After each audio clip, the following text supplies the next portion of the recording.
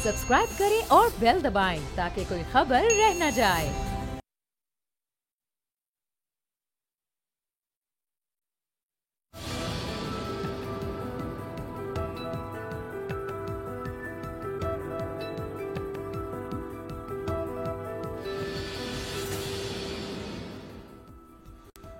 अस्सलाम वालेकुम व्यूअर्स, मैं हूं आपके साथ अमीर अब्बास और आप देख रहे हैं तब्दीली। इमरान खान साहब इस वक्त चीन के दौरे पर हैं और उन्होंने चीन में खड़े होकर चीन के गैर लचकदार और सख्त गियर मॉडल का जिक्र किया है और उन्होंने अपनी ख्वाहिश का इजहार किया है। जरा सुनवाएं क्या ख्वाहिश है प्राइम मिनिस्टर साहब की। President Xi Jinping's one of his biggest crusade has been against corruption, and from what I hear, that some 400 people, ministerial level people, in the last 5 years have been convicted on corruption and put behind jail. There was a Chinese mayor who tons of gold was found in his room, and within 5 days he was convicted. Why is this very important for not just Pakistan but most of the developing world to learn from? Because the most important thing is, if you have corruption, it stops investment. One of the main reasons why we have not been able to develop this great potential of Pakistan has been the fact that red tapeism, and red tapeism is also because of corruption. So I wish I could follow President Xi's example and put 500 corrupt people in Pakistan in jail. But unfortunately, we have a very cumbersome process, and so we hope in time we will improve it. Right, वज़ीर आज़म की ख्वाहिश है कि वो चीन के model की तरह यहाँ आएँ और 500 लोगों को जेल में डाल दें, लेकिन वो कह रहे हैं कि मुझे मेरा निज़ाम इजाज़त नहीं देता। एजाज शाह साहब वफाकी वज़ीर दाखिला ने ख़बरदार किया है मौलाना साहब को, दिखाएं सर। राइट जी, वो कह रहे हैं कोई माई का लाल नहीं निकाल सकता, चाहे वो फजलुर रहमान साहब हो, नून लीग हो, पीपल्स पार्टी हो। मेरे साथ जो चारों मोतबर शख्सियात मौजूद हैं, साबिक गवर्नर पंजाब पीपल्स पार्टी के ऑनरेबल मेंबर लतीफ़ खोसा साहब हमारे साथ हैं लाहौर से, अताउल्लाह तारड़ साहब PMLN के मरकज़ी रहनुमा हमारे साथ हैं लाहौर से, इस्लामाबाद स्टूडियो में तशरीफ़ रखते हैं उस्मान बसरा साहब, तर्जुमान हैं हुकूमत पंजाब के, और मेरे साथ बाएं जानिब है राशिद सुमरो साहब, honourable secretary general Sindh Jamiat Ulama इस्लाम फजल रहमान ग्रुप के। आपका बहुत शुक्रिया। सुमरो साहब के पास आते हैं ज़रा। वज़ीर आला खैबर पख्तूनख्वा ने पहले भी ये बात कही और उन्होंने आज फिर ये बात कही। उन्होंने पहले भी धमकी दी है, आज फिर उन्होंने धमकी दी है कि जिसने गुजरना जरा गुजर के तो दिखाएं जी। अच्छा जी, बिस्मिल्लाहिर्रहमानिर्रहीम। सबसे पहले तो मैं आपका शुक्रिया अदा करता हूँ। जहाँ तक आपने अभी वज़ीर आज़म साहब की एक अमेरिका की तकरीर के बाद चाइना की तकरीर की एक क्लिप सुनाई कि वज़ीर आज़म साहब ने वहाँ भी अपोजिशन पर ताबड़तोड़ हमले किए, मोदी की भी ज़रा वाशिंगटन की तकरीर सुन लें जहाँ पर उन्होंने अपने मुल्क के अलावा कोई बात नहीं की, उन्होंने किसी अपोजिशन पर कोई हमले नहीं किए। अपोजिशन की पॉलिसियाँ मुल्क के अंदर बनाई जाती हैं, मुल्क के बाहर आप अपोजिशन के भी रिप्रेजेंटेटिव होते हैं और हुकूमत के भी रिप्रेजेंटेटिव होते हैं। वहाँ आपको मुल्क को डिस्कस करना चाहिए, न कि अपोजिशन को डिस्कस करना चाहिए। वज़ीर दाखिला साहब ने कहा कि जब तक अवाम हमारे पीछे है तब तक, यही तो हम कह रहे हैं कि हम आवाम को ला रहे हैं। और वज़ीर आला पंजाब साहब को ज़रा प्राइम मिनिस्टर साहब की जो विनिंग स्पीच थी असेंबली की वो ज़रा सुना दें। उस वक्त प्राइम मिनिस्टर साहब ने कहा था कि हम कंटेनर भी देंगे और हम खाना भी देंगे, हमें ना आपका कंटेनर चाहिए ना खाना चाहिए। आइन के अंदर रहते हुए आइन पाकिस्तान जिस हद तक हमें एहतिजाज की, धरने की, मार्च की इजाज़त दे रहा है, हम आइन के अंदर रहते हुए अगर उस पर अमल करना चाहते हैं तो इसमें कबाहत ही क्या है। भाई उन्होंने भी आइन के अंदर रहते हुए 144 लगा दी है। ठीक है, डी चौक पर 144, इस्लामाबाद में 144, कल कहेंगे कराची से गिलगित तक 144। तो अपने उस मौजू पर, और मैं आपको एक और अजीब बात बताऊं, आज ये हुआ है कि कल और आज 2 दिन में एक एक जिले में मुख्तलिफ इदारों के लोग हमारे मदारिस में जा रहे हैं, जमीयत के ओहदेदारों के घरों में जा रहे हैं, ऑफिसों में और दुकानों में जा रहे हैं और वहां जाकर उनको प्रेशराइज कर रहे हैं, कितने लोग निकलेंगे, क्यों निकलेंगे, कहां जाएंगे। मैं समझता हूं कि इदारों का ये काम नहीं है, इदारे सबके इदारे हैं और हम इदारों से लड़ना नहीं चाहते हैं, हम इदारों को अपना इदारा समझते हैं और हमें अगर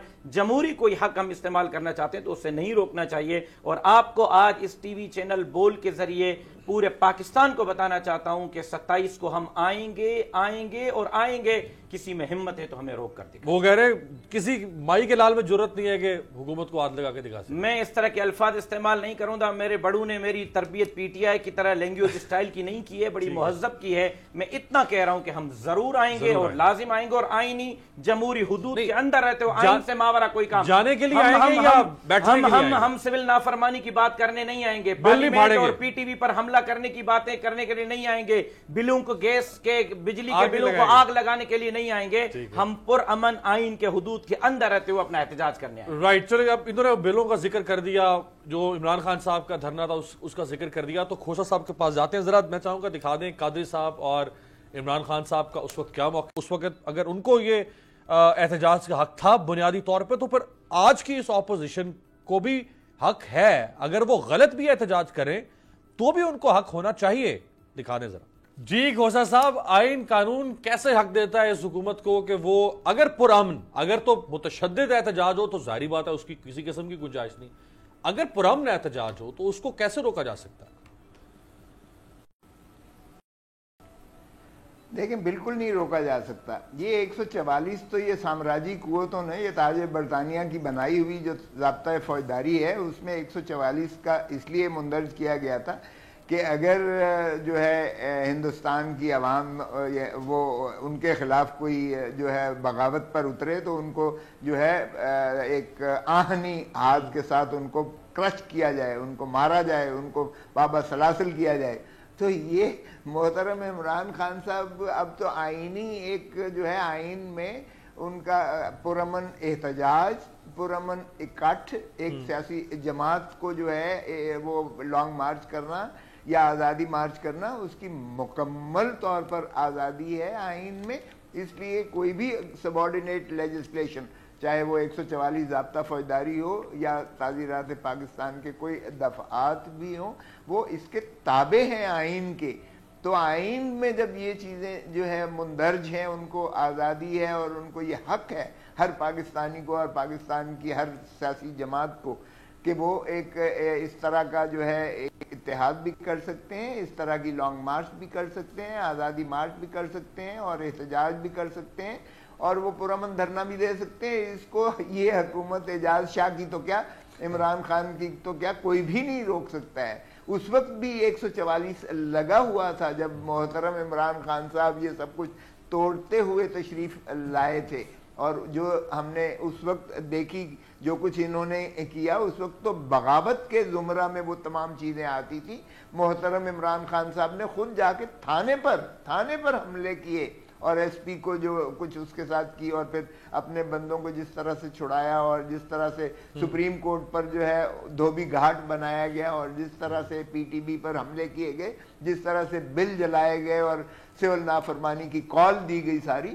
مجھے سمجھ نہیں آتی ہے کہ عمران خان ایک طرف تو کہتے ہیں کہ جی آئیے گا بسم اللہ, ہم آپ کو کنٹینر بھی دیں گے, آپ کو جو ہے خوراک بھی دیں گے, اور اب یہ کیا کرنے چلے ہیں, اب یہ ڈنڈوں کی برسات کرنے چلے ہیں, اور یہ آنسو گیس اور ٹیئر گیس کے یہ جو ہے گیسیفیکیشن کرنے چلے ہیں, اور یہ ایک صوبے کو بالکل بند کر کے وزیر اعلیٰ صاحب فرماتے ہیں یہاں سے کسی کو گزرنے نہیں دیا جائے گا. اس طرح جس طرح کہ ان کے کوئی ذاتی ملکیت ہے, ان کی زمین یہ ذاتی ملکیت ہے, اور اپنی ذاتی ملکیت سے وہ کسی کو ٹریس پاس. اچھا میں سنوا دیتا ہوں کھوسا صاحب, قطع کلامی کی معذرت, ذرا یہ جو وزیر اعلیٰ خیبر پختونخوا نے بات کی, اچھا اس سے پہلے پرویز خٹک صاحب تھے, جب نومبر 2016 میں تحریک انصاف نے لاک ڈاؤن کرنا تھا تو اس وقت ان کا راستہ پی ایم ایل این کی حکومت نے روکا تھا, موٹر وے بند کر دی, کنٹینر لگا دیے, موٹر وے پہ مٹی اور ریت کے ڈھیر لگا دیے.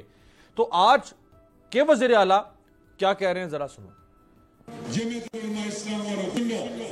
آپ جس لاک ڈاؤن کی بات کرتے ہو, انشاءاللہ پہلے تو آپ لوگوں میں ہمت نہیں ہے کہ آپ ادھر جائیں گے, اور اگر آپ لوگوں کا ہے تو انشاءاللہ خیبر پختونخوا میں سے ہم آپ کو گزرنے نہیں دیں گے.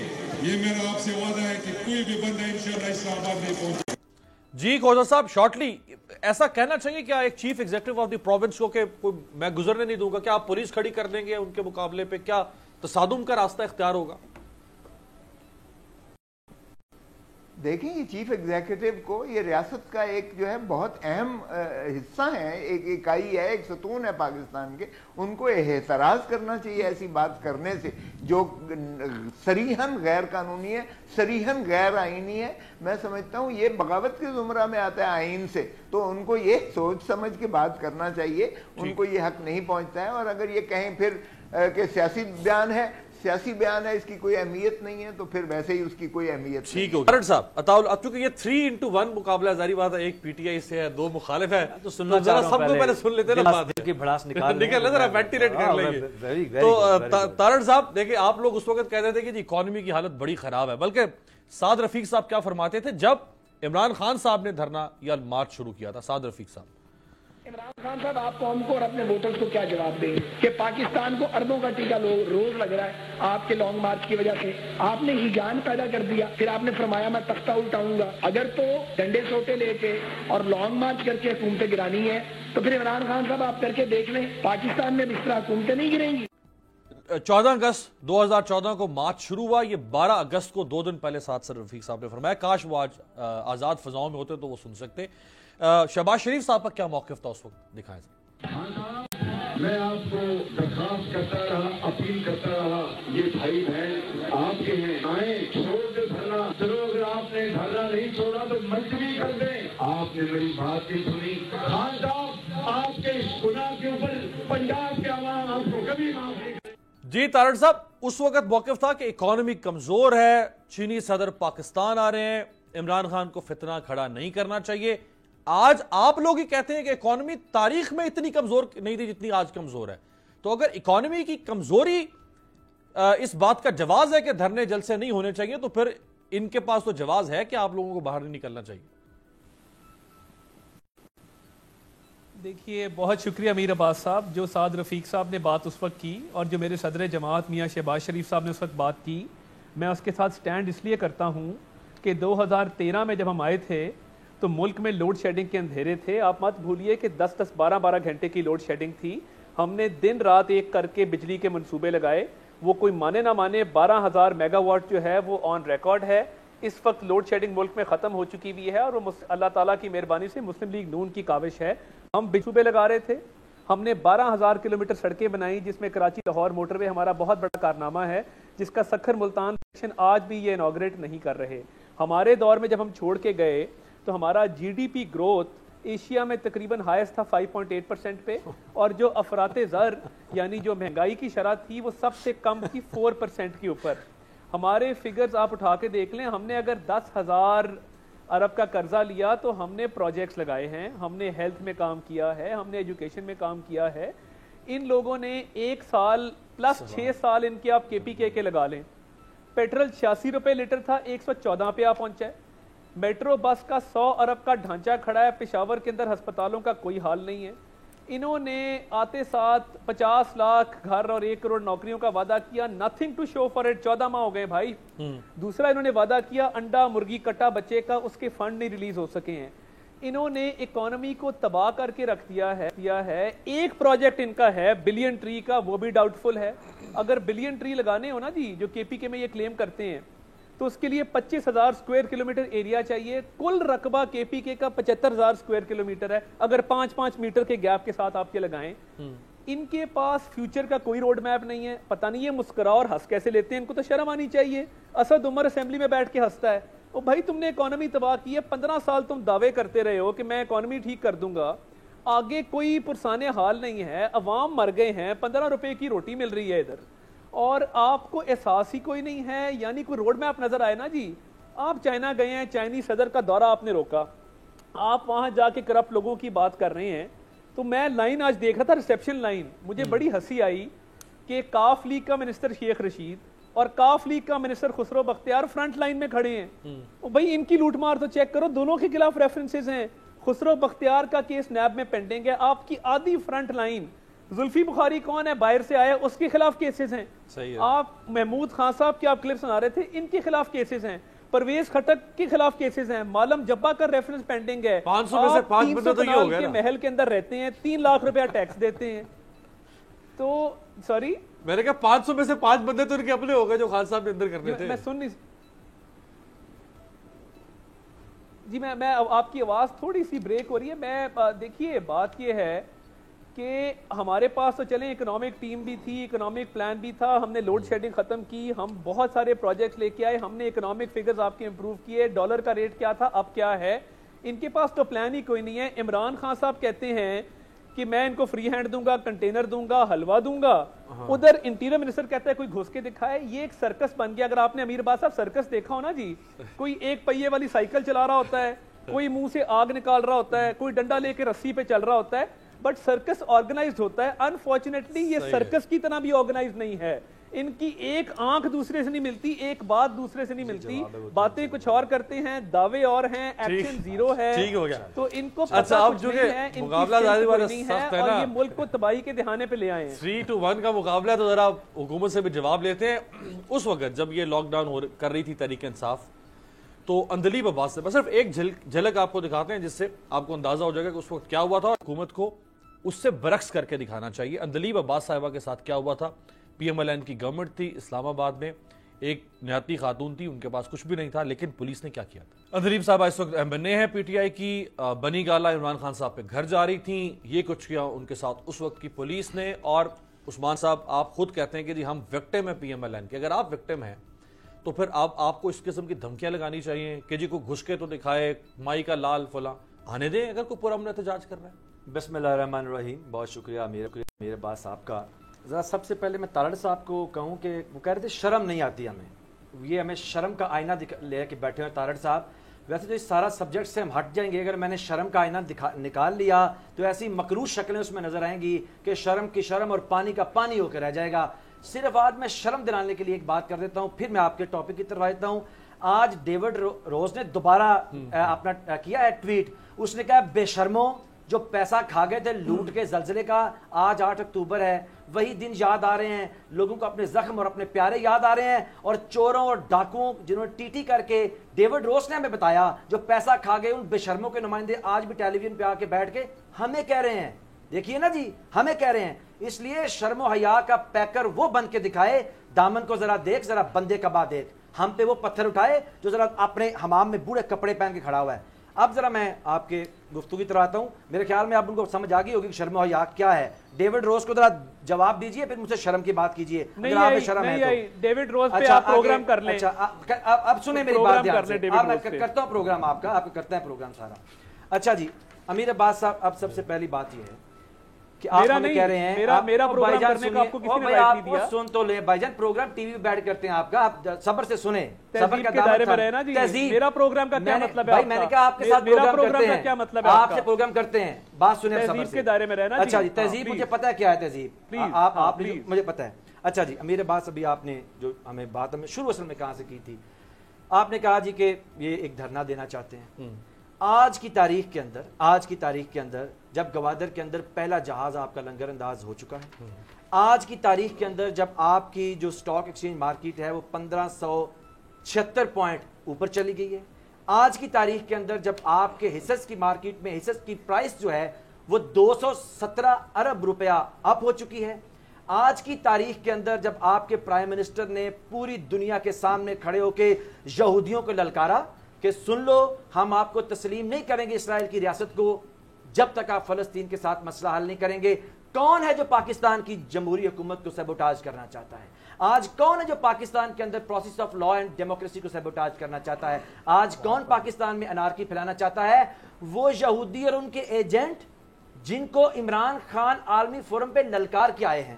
آج کون ہے جو پاکستان کے وزیر اعظم کو ڈیسٹیبلائز کرنا چاہتا ہے؟ آج کون پاکستان کی جمہوریت کو ڈیسٹیبلائز کر کے انارکی پھیلانا چاہتا ہے؟ وہ جن کو آپ کے پرائم منسٹر نے دنیا کے سب سے بڑے فورم پہ کھڑے ہو کے کہا کہ تحفظ ناموس رسالت کے 1.5 ارب مسلمان آپ کی بکواس کو نہیں سنیں گے. یہ دنیا کو کیا کیا ہے؟ آج وہ جو ناموس رسالت کے خلاف کھڑی قوتیں ہیں باہر اور پاکستان میں ان کے ایجنٹ, وہ پاکستان کی حکومت کو چلنے نہیں دینا چاہتے. آپ سن لیجئے سر, آپ بہت سنیں, یہ تو تاریخ سامنے آ گئی نا کون کون ہے.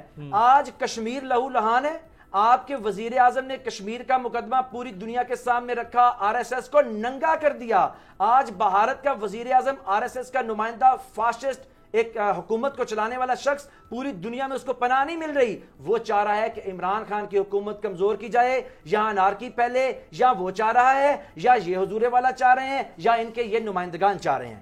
آج دنیا نے دیکھ لیا کہ پاکستان کے اندر کون سی قوتیں چاہ رہی ہیں. میں نے آپ کو بتا دیا. ایک بات آپ اس ذہن میں رکھیں, مجھے میرے اسلام نے کہا ہے کہ جب آپ کی مال پہ, آپ کی دولت پہ, آپ کی جان پہ اور آپ کے پاس رکھوائی گئی امانت کے اوپر خطرہ نمودار ہو جائے تو اپنی جان سے بڑھ کے آپ نے اس کی حفاظت کرنی ہے. میرے پاکستان کے لوگوں نے 5 سال کے لیے مجھے, میری حکومت کو اور عمران خان صاحب کو مینڈیٹ دیا ہے. وہ تو نواز شریف کو بھی دیا تھا. سن لیجیے نا, میں میری بات ختم ہونے دیجیے. اگر کوئی اس پہ شب خون مارے گا جتھا, یا اس جتھوں کے نمائندے, یا ان کے جو کنائیوز کے اندر ان کے کولیبریٹرز ہیں, وہ ریاست اپنی ذمہ داری ادا کرے گی. اور وہ کیسے کرے گی, اس کے لیے ہمیں ترکیب بھی فضل الرحمان صاحب نے 2014 میں اسمبلی میں تقریر کرتے ہوئے بتا دی ہوئی ہے. اگر آپ کے پاس کلپ ہے تو وہ بھی چلا دیں. انہوں نے کہا تھا اٹھاتے کیوں نہیں ہے یہاں سے زبردستی. مولانا صاحب نے یہ کہا تھا, وہ ترکیب ہمیں انہوں نے خود بتائی ہوئی نا. فضل الرحمان صاحب نے خود ہی, دیکھیں نا, اللہ نے ان کے منہ سے خود ہی تب کہلوا دی. ان کو پتا تھا کل کو جائیں گے. آج امیر عباس صاحب کرنے کی بات یہ ہے, آج جب آپ کے ملک کی اکانومی ناتما ہے اور سبسٹینشل اکنامک گروتھ کی طرف ہم جا رہے ہیں, پورا احتجاج کو آپ کیسے روک سکتے؟ دیکھیں سنیے, یہ تو احتجاج جب ہوگا, سن لیجئے, جب احتجاج ہوگا اس کے محرکات پہلے دیکھے جاتے ہیں. امیر عباس صاحب, یہ میرے ساتھ لطیف کھوسا صاحب بھی بیٹھے ہیں, ماشاءاللہ صاحب عقل و دانش اور فہم و فراست ہیں. ہم محرکات کے اوپر دیکھتے ہیں, محرکات کیا ہیں. آپ مجھے بتائیے کہ آج پاکستان کے اندر کوئی بھی جماعت کہتی ہے ہم نے دھرنا دینا ہے, ہمیں بتائیں محرکات کیا ہیں. مجھے ختم کرنے دیں. نمبر 1, الیکشن رگڈ ہے, آپ کہتے ہیں ناجائز ہے. آپ نے الیکشن کے خلاف کتنی پٹیشنز آپ نے الیکشن کمیشن میں آپ کی پینڈنگ ہے. قاسم سوری کے فیصلہ ہے نا. نہیں سنیے, ان کی بات کر رہا ہوں جو دھرنا دینا چاہ رہے ہیں. ہاں تو انہی میں سے نا. نہیں, انہوں نے نہیں کیا ہوا, انہوں نے نہیں کیا ہوا بیپ کا, سوری وہ مینگل صاحب کا تھا. اب اگر سن لیجیے ذرا, کیا الیکشن فراڈ تھا؟ آپ کہتے ہیں فراڈ تھا, بتائیے مسلم لیگ نون نے کتنی پٹیشنز کی ہیں؟ 0. پیپلز پارٹی کتنی کی ہیں؟ 0. اور مولانا فضل الرحمان تو اس سسٹم میں نہیں ہے. آپ سن لیجیے, میری سن لیجیے. مولانا صاحب ہیں نا, درانی صاحب ان کے ابھی بھی نہیں. مولانا فضل الرحمان میں ایز اے پرسن, ہاں وہ خود نہیں, ایز اے پرسن بات کروں. ویسے ان کا بیٹا بیسیکلی وہ ڈپٹی اسپیکرشپ مانگتے رہے ہیں. اچھا, پھر آ جائیں اکانومی کے اوپر, کہ اس پاکستان میں سب سے بدترین اکنامک فگر کس کے تھے 5 سال میں؟ وہ محترم لطیف کھوسا صاحب کی حکومت کے تھے. 1 سال میں 22.8 بھی رہے اور بحثیت مجموعی 12 رہے. وہاں احتجاج نہیں کیا. ختم نبوت پہ نون لیگ نے نہیں, شہباز شریف صاحب نے کتنا احتجاج کیا. ان کی بات کر رہا ہوں حضور, ان کی بات کر رہا ہوں, ان کی بات. مولانا صاحب کی ختم نبوت پہ ترمیم کی جس حکومت نے اس کا حصہ رہے, اس کے بعد کتنا احتجاج کیا؟ 0. کشمیر پہ کتنا احتجاج کیا؟ 0. ایک ہی بات میں آپ کو عثمان ایک بات آپ کو بتا دوں, ایک بات آپ کو بتا دوں کہ جب آپ کہہ رہے ہیں کہ گورنر صاحب کو آپ مخاطب کر کے کہہ رہے ہیں کہ جی ان کی پیپلز پارٹی کے دور میں حالات خراب تھے, مولانا صاحب نے احتجاج نہیں کیا. مولانا صاحب دسمبر 2010 میں انہوں نے پیپلز پارٹی کے ساتھ اتحاد ختم کر دیا تھا اور پھر وہ اپوزیشن میں بیٹھ گئے. ایک بریک لیتے ہیں, بریک کے بعد واپس آتے ہیں.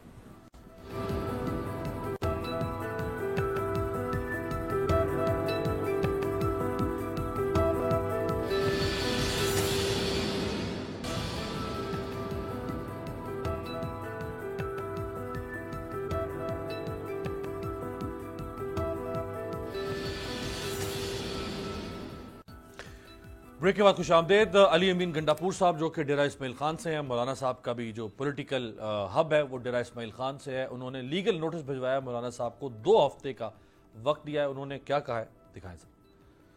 فضل الرحمان پہلے دن سے اسلام آباد جانے کے لیے اپنی کرسی کے لیے اسلام کا نام استعمال کرتا ہے اور ممبر کو استعمال کر کے لوگوں میں اشتعال پھیلاتا ہے اور ساتھ ساتھ مدرسے کے بچوں کو استعمال کر کے اپنے سیاسی مقاصد کے لیے ایک سیاسی چال جو چل رہا ہے اس کو ہم نے بے نقاب کرنا ہے. رائٹ جی راشد سومر صاحب 2 ہفتے میں جواب دے دیں گے مولانا صاحب؟ بسم اللہ الرحمن الرحیم. میں کافی تفصیل سے سن چکا سب ساتھیوں کو, خاص طور پر اپنے بھائی عثمان بصرہ صاحب کو, تو مجھے ذرا ریسپونڈ کرنے دیں گے. میرے بھائی نے یہ فرمایا کہ آج کی تاریخ میں جہاز لنگر انداز ہوا, یہودیوں کو عمران خان صاحب نے للکارا, اسٹاک ایکسچینج اوپر جا رہی ہے. اچھی بات ہے کہ یہی ہوتا. ہم تو یہ دیکھ رہے ہیں کہ پاکستان کے تاریخ میں اتنا قرضہ نہیں لیا گیا جتنا ان 8 ماہ میں لیا گیا. یہ کہا گیا کہ کشکول توڑ دیں گے، میں بھیک مانگوں گا تو خودکشی کر لوں گا، اس سے ملک جو ہے آپ کٹے پر، مرغی پر اور انڈوں پر لے آئے، اب اس سے آپ لنگر پہ لے آئے، پتہ نہیں لنگر سے یتیم خانے پہ لے جائیں گے یا عبداللہ شاہ غازی کے مزار پہ لے جائیں گے، ہم اس سے ڈر رہے ہیں۔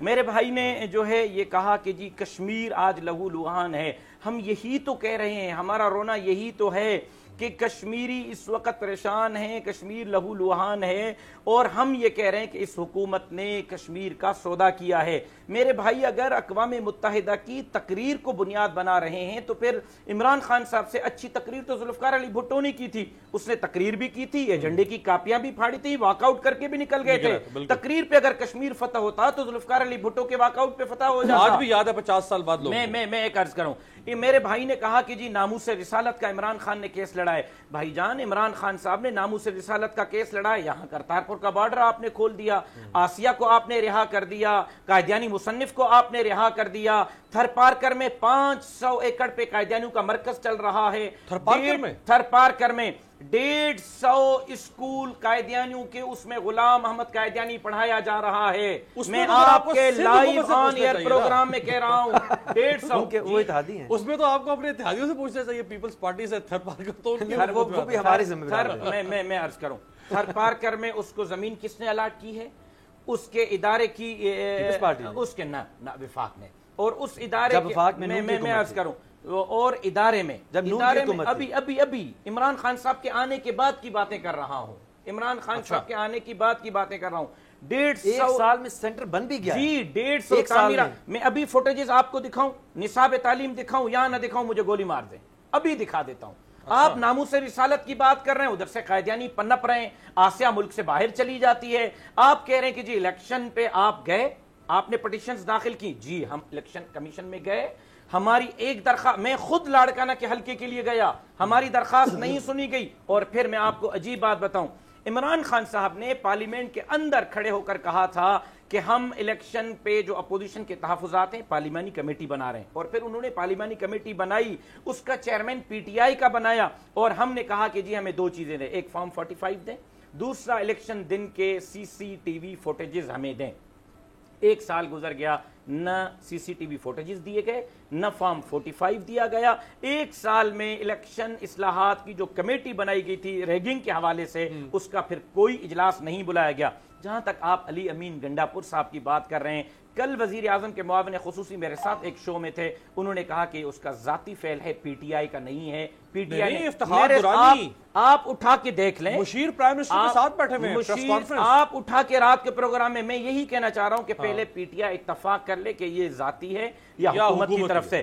باقی علی امین گنڈاپور یہ وہ موضوع بحث نہیں ہے جس کو میں موضوع بحث بناؤں۔ انہوں نے کہا مولانا اسلام کا نام لے رہے ہیں، مولانا جو ہے وہ ختم نبوت کا نام لے رہے ہیں، مدارس کے، بھائی یہ ملک کا بنیاد ہی اسلام ہے۔ راشد بھائی وہ وفاقی وزیر ہے، کیبنٹ کا حصہ، اس کا مطلب حکومت ہے، حکومت بول رہی ہے۔ ایسے وفاقی وزیر ہم نے بہت دیکھیں، پلیز اس پر آپ ڈسکس نہ کریں، میں علی امین گنڈاپور کو ڈسکس کرنا نہیں چاہتا، ایسے سنجیدہ میرے بھائی جیسے عثمان جیسے لوگ یہاں بٹھائیں تو میں بات بھی کروں، مجھے مزہ بھی آئے۔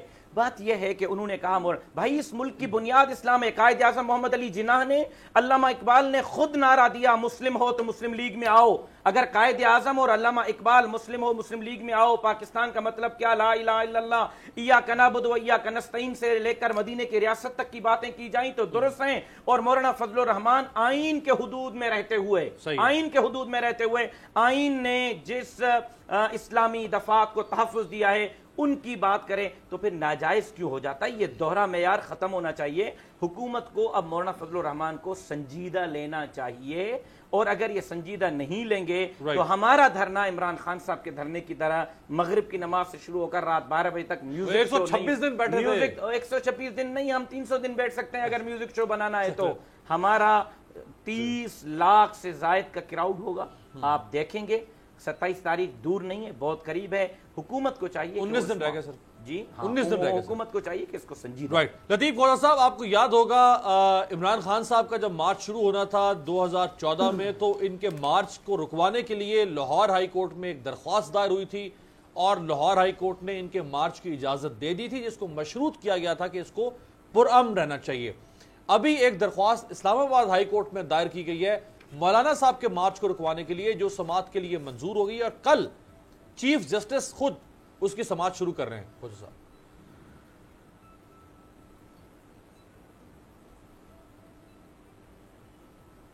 کھوسا صاحب جی دیکھیے، نہ تو سماعت کے لیے منظور کرنا اور بات ہے، اس پر جو ہے کوئی مؤثر حکم جاری کرنا اور بات ہے.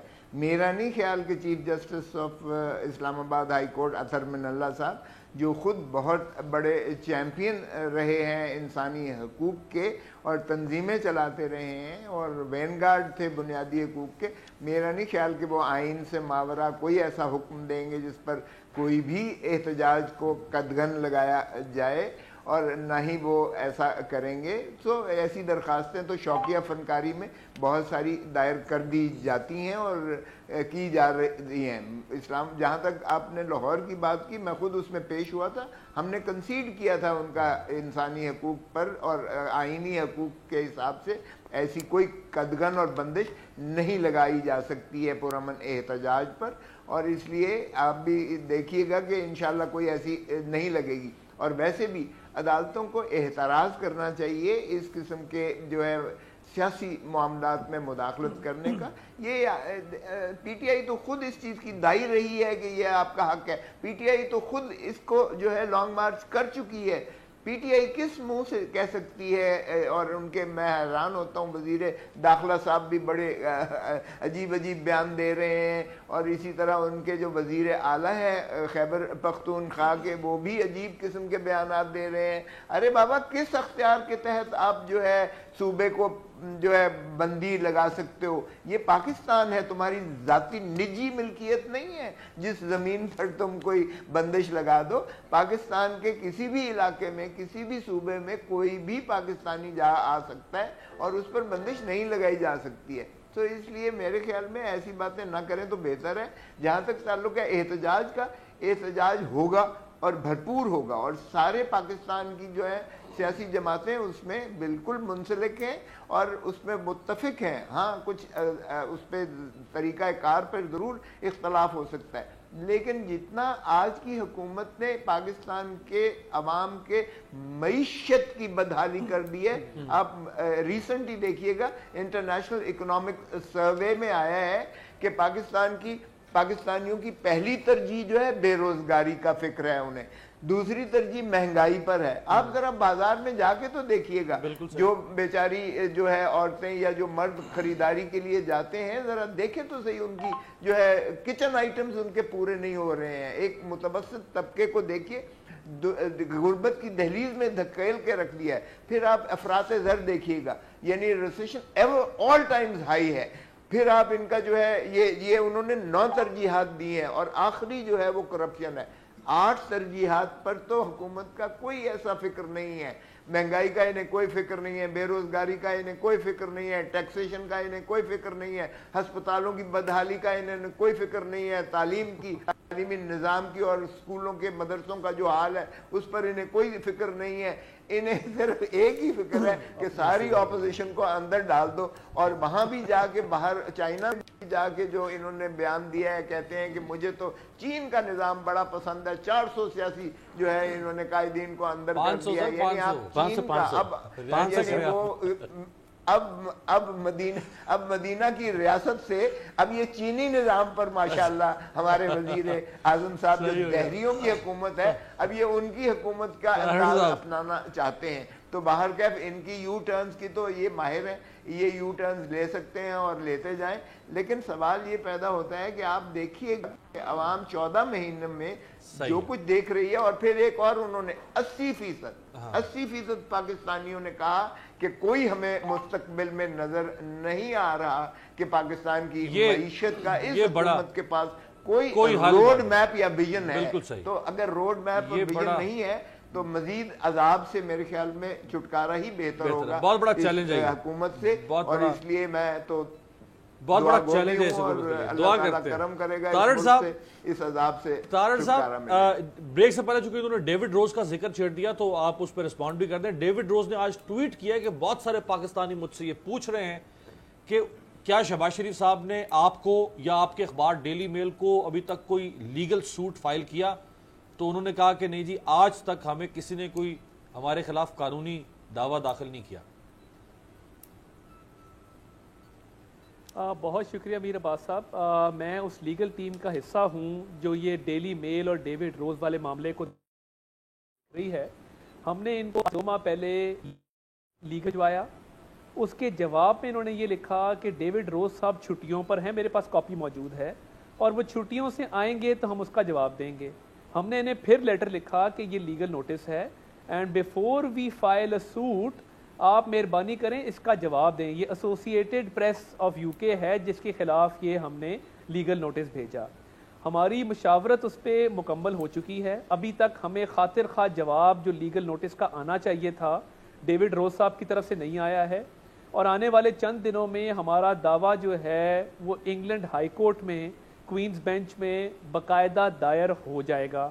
دوسری بات جو انہوں نے کی زلزلے کے پیسے کھانے کی, تو زلزلہ 2005 میں آیا تھا, ہماری لیڈرشپ اس وقت ایگزائل میں تھی, اور 2013 تک ہماری فیڈرل گورنمنٹ نہیں آئی. ایرا کا ادارہ فیڈرل گورنمنٹ کے ماتحت ہے. جس نے زلزلے کے پیسے کھائے ہوں اس پر خدا کی لعنت, اور جھوٹ بولنے والے پر بھی خدا کی لعنت ہو. میں اس میں بڑا فرملی بلیو کرتا ہوں, اور اگر زلزلے کے ایشو پہ آپ کوئی شو کرنا چاہتے ہیں تو میں اویلیبل ہوں. اب آ جائیں, انہوں نے یہود و نصارہ کی بات کی. پولیٹیکل چوائسز اپنی اپنی, بٹ عمران خان صاحب نے ایک پاکستانی اوریجن کا صادق خان نامی آدمی میئر آف لنڈن کے الیکشن پہ کھڑا ہوا, بالکل موصوف فلائٹ پکڑ کے لندن گئے, اور ایک زیک گولڈ سمتھ نامی یہودی کی کیمپین چلائی وہاں پہ. میں اس سے آگے اخلاق سے گری ہوئی کوئی بھی بات نہیں کرنا چاہتا. یہود و نصارہ کے حوالے سے پولیٹیکل چوائسز اپنی اپنی ہوتی ہیں, بٹ اتنے اسلام کے علمبردار تھے. اگر اتنے اسلام کے علمبردار ہوتے تو یہودی خاندان میں شادی نہ کرتے اور یہودی کی کیمپین نہ چلاتے. تو انہوں نے زلزلے کے حوالے سے بات کی, وہ میں نے آپ کو کلیئر کر دی ہے, اور یہ یہودی والی بات بھی میں نے آپ کو کلیئر کر دی. باقی جو انہوں نے الیکشن پٹیشنز کی بات کی, 125 الیکشن پٹیشنز مسٹر بسرا, 125 آپ چیک کروا لیجئے, ہم اس پہ ریکارڈ لے کے بیٹھ سکتے ہیں. اور دوسری بات یہ کہ اگر بی این پی مینگل کی کوئی الیکشن پٹیشن کامیاب ہوئی ہے تو آپ کی پارٹی کے خلاف ہوئی ہے. یہ کہہ دینا کہ وہ بی این پی نے کی تھی. ہماری 125 پٹیشنز ہیں, اور آپ لائر ہیں, آپ بہتر جانتے ہیں کہ الیکشن ٹرائیبیونل ہائی کورٹ میں بنتا ہے. آپ چاروں ہائی کورٹ سے چیک کروا لیجئے, 125 الیکشن پٹیشن ہماری دائر ہیں. آپ اکانومی پہ آئیے, ایشین ڈیولپمنٹ بینک کی رپورٹ کہہ رہی ہے, میں نہیں کہہ رہا, افغانستان کا گروتھ ریٹ 3.5% ہے, ہمارا 2.8 ہے, اور دن بدن اس میں خرابی آتی جا رہی ہے. آپ نے ابھی تک اکانومی کی بہتری کا پلان نہیں بتایا. آپ لوگوں نے سیلیبریٹ کیا کہ جی کرنٹ اکاؤنٹ ڈیفیسٹ ہمارا کم ہو گیا ہے. کرنٹ اکاؤنٹ ڈیفیسٹ اس لیے کم ہوا ہے کہ امپورٹ بند ہو گئی ہے, انڈس موٹر بند ہے, ہونڈا کی پروڈکشن بند ہو چکی ہے. جب را باہر سے آتا ہے جو پروڈکشن یونٹس کا, انڈسٹری بند ہوگی تو را مٹیریل نہیں آئے گا. سی پیک کے لیے ہم 25 ارب روپیہ چھوڑ کے گئے تھے. ان کی اپنی فائنانس ڈپارٹمنٹ نے اسٹینڈنگ کمیٹی کو بتایا ہے کہ وہ 25 ارب روپیہ ایم این ایز کی ڈیولپمنٹ سکیموں کو انہوں نے آگے ٹرانسفر کر دیا ہے. مراد سعید صاحب ان کے وزیر ہیں کمیونیکیشنز کے, مطلب وہ پچھلے 1 سال میں سی پیک کے پروجیکٹس بند کر کے فائلوں کی چھان بین کر رہے ہیں. تو وے فارورڈ آپ کے احسن اقبال صاحب کے پیچھے پڑے ہوئے ہیں, مراد سے تو ہاتھ دھو کے احسن اقبال کے پیچھے پڑے ہوئے ہیں. عثمان بسرا صاحب دیکھیں, اگر اکانومی کا آپ نے یہ حال نہ کیا ہوتا, وہ چائنا کو بلیم کر رہے ہیں, وہ چائنا کو بلیم کر رہے ہیں. آج ان کے ساتھ لوگوں کی ہم کہہ رہے ہیں چائنا نے کرپشن کی ہے, اکانومی کی آپ نے حالت ہی کر دی لوگوں کے ساتھ. اب میں یہ سمجھتا ہوں کہ مجھے سنا جائے تاکہ میں تمام تین جو 1 against 3 against 1 ہے اس کو جواب میں رسپونڈ کر دوں. اچھا, مجھے کہہ رہے ہیں مراد سعید کی اور کوئی پرفارمنس نہیں. مراد سعید نے آج 135 کروڑ 50 لاکھ روپے چوروں سے, ڈاکوؤں سے, جو پچھلی حکومت میں لوٹ کے اینٹ کے کھا گئے تھے, ڈکار مار گئے تھے, آج نکال کے پبلک ایکسچیکر کے پیسے واپس حکومت پاکستان کے خزانے میں جمع کروا دیے ہیں. یہ ہے مراد سعید. اب پچھلی حکومت کس چوروں کی تھی وہ پھر اب میں دوبارہ کہوں گا تو میرے بھائی مائنڈ کر دے گی, ساری دنیا کو پتہ ہے. اب ذرا تھوڑا سا میں 1 by 1 میں چیزیں کیونکہ لکھ لی تھیں. اچھا, میرے بھائی نے فرمایا کہ JUIF کو بڑا اعتراض ہے جی, ملک کے اندر قرضہ بڑا چڑھ گیا ہے, یعنی کہ ہماری حکومت قرضہ چڑھا دی ہے تو یہ کہتے ہیں دھرنا دینے آتے ہیں, حکومت کو گرا دیتے ہیں. یہ جس کے اتحادی رہے پچھلے سال کے اندر 17,000 ارب روپے کا قرضہ وہ اس ملک کے اوپر چڑھا کے چلے گئے, $20 بلین کا ہمیں مالیاتی خسارہ دے دیا. ان کے ساتھ ان کی جپیاں ڈلی ہوئی تھی, ان کے ساتھ بیٹھ کے لسیاں پی رہے تھے. وجہ کیا تھی کہ وہ سلیم اللہ اور کلیم اللہ تھے, وہ جہاز دے رہے تھے اور کشمیر کمیٹی کے اوپر. سنیے اب میری بات سن لیجیے نا, میں آپ کو لکمے دوں گا. اچھا, ان کے ساتھ بام شیر و شکر تھے. کیوں کہ وہ انہوں نے کشمیر کمیٹی دی ہوئی تھی, جہاز دیے ہوئے تھے, 22 نمبر بنگلہ دیا ہوا تھا. انہوں نے کہا یہ کشمیر کے اوپر آج بڑا مسئلہ خراب ہے. کشمیر کے اوپر جس وزیر اعظم جا کے نریندرا مودی کے اوتھ ٹیکنگ سرمنی میں شرکت کی, وہاں جا کے جناح ہاؤس کے اندر بلا کے, میں کیا کہہ رہا ہوں, بلا کے حریت کانفرنس کے لوگوں کو بٹھا کے ذلیل کیا, نہیں ملے جندال کو ملنے چلے گئے. اس کے ساتھ ان کی جپیاں تھی. وجہ یہ تھی کہ کشمیر کمیٹی کے لوکریٹو پیکج تھے وہاں پہ. حضور آپ کو مسئلہ یہ ہے کہ آپ اس دفعہ بدقسمتی سے شامت اعمال اپنے کردار کی وجہ سے لوگوں نے آپ کو ووٹ نہیں دیا اور آپ اسمبلی میں نہیں پہنچ سکے. اقتدار کے باہر گری ہوئی وہ مچھلی ہیں جو تڑپ رہی ہے. آپ انہوں نے کہا ناموس رسالت, میں کہتا ہوں کہ چھوڑیں, یہ بڑا سینسٹیو سا موضوع ہے. اللہ لوگوں کے ایمان کو جانتا ہے اور آپ صلی اللہ علیہ وآلہ وسلم جانتے ہیں کہ ان سے کون کیا محبت کرتا ہے. جس دن نون لیگ کی حکومت نے ختم نبوت کے قانون میں ترمیم کی, اس دن آپ نے کہا کہ کوئی احتجاج نہیں کرنا چاہیے. کہاں آپ نے احتجاج کیا؟ ایک احتجاج بتا دیجئے. سب سے زیادہ احتجاج ہم نے کیا. مجھے let me finish with it جی. نا آپ غلط بیانی نہ کریں قوم سے. ایک بھی آپ نے احتجاج اس وقت نہیں کیا. سب سے زیادہ احتجاج امیر نے کیا. فضل الرحمان صاحب نے کہا فضل الرحمان نے, میں ابھی دکھا دوں, دکھائیں, ابھی دکھا دوں, آگے سن دکھائیں, ابھی دکھا دوں جی, میں ابھی دکھاتا ہوں آپ کو. سب سے زیادہ آپ نکالے, مجھے میں ابھی نکالتا ہوں, ابھی نکالتا ہوں, قوم کو دکھاتے ہیں. الیکشن اصلاحات کی بڑی ضرورت ہے. یعنی کہ پاکستان کی تاریخ میں جو لوگ الیکشن ریگنگ کے لیے مشہور تھے, جنہوں نے پاکستان کے سارے الیکشنری سسٹم کو آرઓز کے ساتھ بدل کے رکھ دیا, ان کے ساتھ آپ شیر و شکر تھے. ان کے آپ نے ایک لفظ کبھی نہیں کہا, اور آج ہمیں کہہ رہے ہیں جو الیکشن کے اندر اصلاحات کر رہے ہیں کہ آپ ہمارے خلاف دھرنا دیں. حضور مسئلہ صرف ایک ہے, مسئلہ ہے غم روزگار کا. آپ کا آج روزگار ناپید ہو گیا ہے. ان کا بھی غم روزگار اور عوام کو بھی غم روزگار کا مسئلہ ہے. سنیں, عوام کی بات سن لیجئے. آئی آر آئی کا سروے آج آیا ہے, بلکہ 3 دن پہلے سوری آیا ہے. آئی آر آئی کے سروے کہہ رہا ہے کہ پاکستان کی حکومت اور عمران خان کو ایز اے وزیر اعظم لوگ 54% لائک کر رہے ہیں, انڈورس کر رہے ہیں. آئی آر آئی کا سروے ہے, جائیں جا کے دیکھ لیجئے. میں نہیں کہہ رہا ہوں, آئی آر آئی کا سروے ہے. اب میں دوبارہ کہوں گا, میرے لطیف کھوسا صاحب بھی کہہ رہے تھے جناب کافی ان کو ہمارے اوپر اعتراضات ہیں اور وہ بڑے اعتراضات اٹھا رہے ہیں.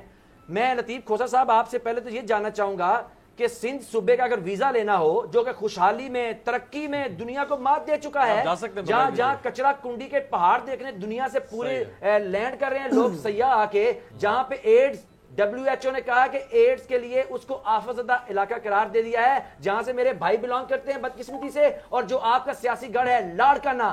اچھا, وہ آپ بڑا بیج سجا کے پھر رہے ہیں اور ہمیں کہہ رہے ہیں ہم نے کچھ اچھا نہیں کیا. ایان علی کے اکاؤنٹ سے پیسے اور زرداری کے بیٹے کے اکاؤنٹ سے پیسے نہیں ہم نکلنے دیں گے. آپ مولانا کو رینٹ کیجئے, جس کی مرضی افرادی قوت لے کے آئیے. اب آپ کو احتساب سے کوئی نہیں بچا سکتا, قطعاً کوئی نہیں بچا سکتا. آپ کو احتساب کو فیس کرنا پڑے گا. اور دنیا کے اندر جس کو عمران خان سے تکلیف ہے, نمبر 1 اسرائیل. سنیں میں کہتا ہوں کس کو تکلیف ہے, اسرائیل کو. انہوں نے آپ ان کے جو وکیل رہے, نریندر مودی کی کامیابی کے لیے دعائیں کس نے کی تھی, نریندر مودی کی کامیابی کے لیے دعائیں کس نے کی تھی. باری باری کسی کو نہیں چھوڑیں گے. لطیف کھوسا صاحب مجھے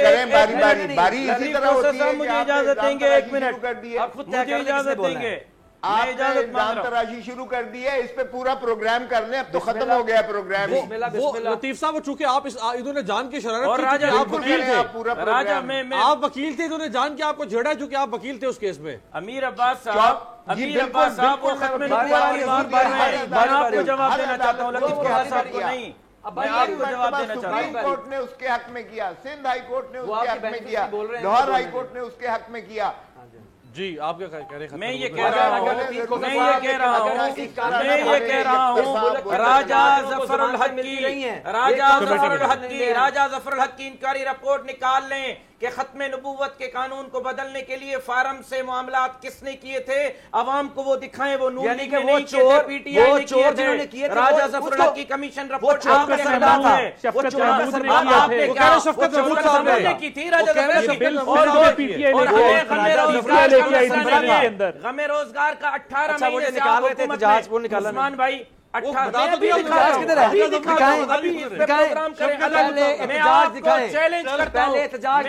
کو چیلنج کرتا ہوں پارلیمنٹ کے اندر. یہاں میں چیلنج کر رہا ہوں، یہاں ابھی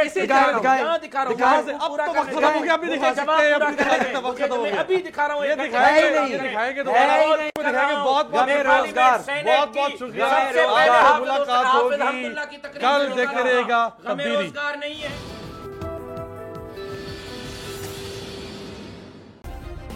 سبسکرائب کریں اور بیل دبائیں تاکہ کوئی خبر رہ نہ جائے.